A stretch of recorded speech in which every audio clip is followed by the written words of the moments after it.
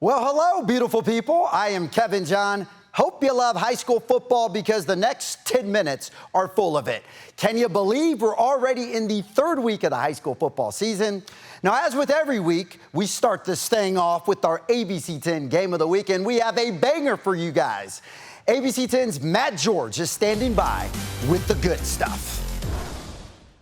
Good evening, I'm Matt George here at Whitney High School in Rockland for our ABC 10 Game of the Week. The Sac Joaquin section is full of amazing rivalries, and we have one of the newer ones featured tonight. It's the 12 Bridges Raging Rhinos that are less than a mile away, taking on the Whitney Wildcats.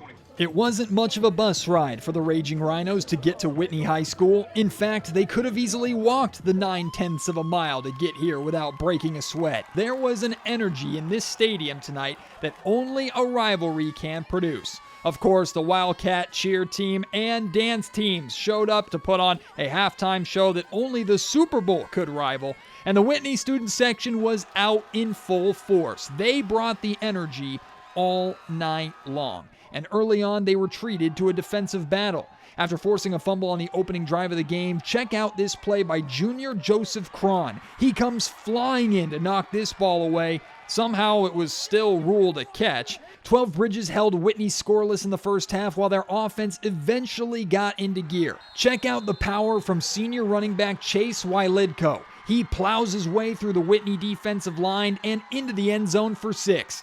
Fast forward to the second half, and that's when the fireworks started. Senior quarterback Connor Frontiera hits fellow senior Will Grant on the slant route, and he cruises into the end zone for the touchdown to open the second half. At this point, it was 28-0 12 Bridges, and this game looked over.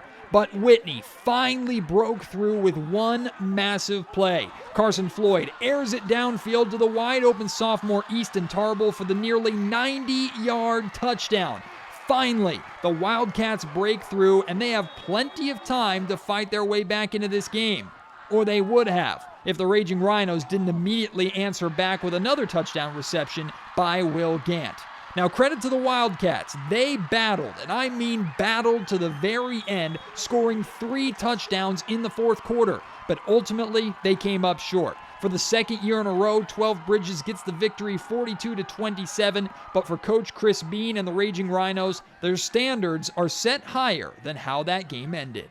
You know, truth be told, we're getting everybody's best games. So to be able to get out of here with a win in a, SFL type environment with Whitney, I mean, their crowd was unbelievable. We were honored to be in this place and to come out of here with a really nice win when it's all said and done, save about 5-6 minutes of the fourth quarter. I'm proud of these kids. Good stuff out there, Matt. Congratulations to Coach Bean and the Raging Rhinos on the victory.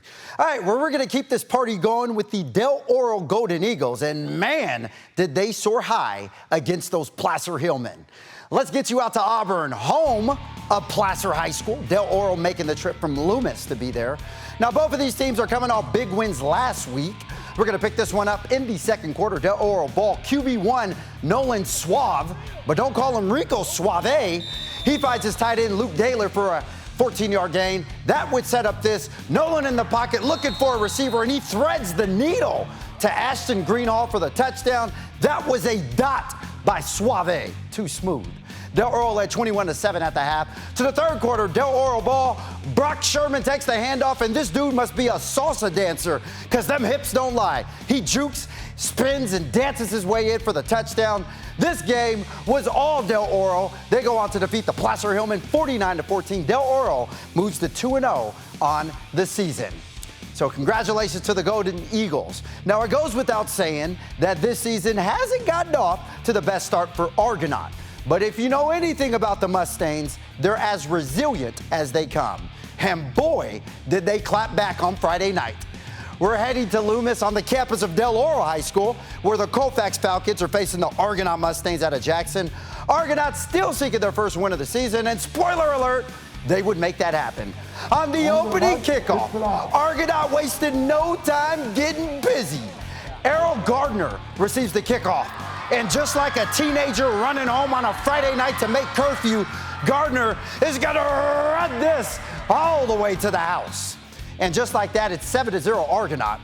Now later in the quarter, Argonaut with the ball. Jordan Kasperi, he's going to throw a dart to Will May. And watch May get funky with it as he jukes out 2 defenders and take it to the house. Them boys ain't playing around. Argonaut up 14-0 at this point, but they're still not satisfied. Whatever you're doing, stop right now and feast your eyes on this. Catch of the year. Jordan going to the air, and watch Jerome Lundgren pull it down with one hand and drag his defender into the end zone. Hot diddly-dee. Jordan, you are unbelievable. If that doesn't make SportsCenter, then I'm going to throw a fit.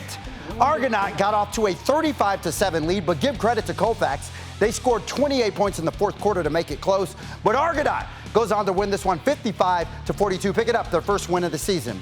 Next, we're heading to Del Campo High School, where they're doing the wobble right there, as you can see. Cougars welcoming in the Rio Americano Raiders. Del Campo looking to stay undefeated on the season, while Rio Americano seeking their first win.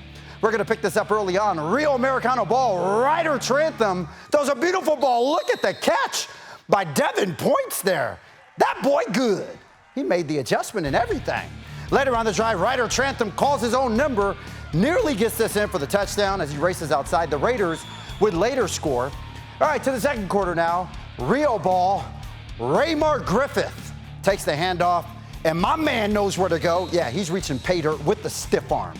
Now, unfortunately, we were not able to get a final score on this game, but let's just say that it looks like Rio Americano may have won. All right, well, let me tell you guys about them Jesuit Marauders. Now, after losing their first game of the season, they clapped back in a major way, upending Rio Americano 35-0 last week. And on Friday night, my goodness, let's just say Jesuit was in the mood to stand on business. Let's head out to Carmichael. By the way, Jesuit has one of the most electric student sections in the nation. Maybe that explains why the Marauders are playing so well. Jesuit coming in, welcoming in Bellarmine College Prep out of San Jose. Now, head coach Marlon Blanton, you see him right there. He's seeking his 100th win with Jesuit. We're going to pick this one up in the first quarter. Jesuit ball. Brody Quinn takes the handoff, and just like people running to go buy Powerball tickets, Quinn is going to run this all the way to the house. Oh, we call that a jackpot. 85 yards to la casa. And you know what? When you run an 85-yard touchdown, you're allowed to sit down, chill, and take a water break.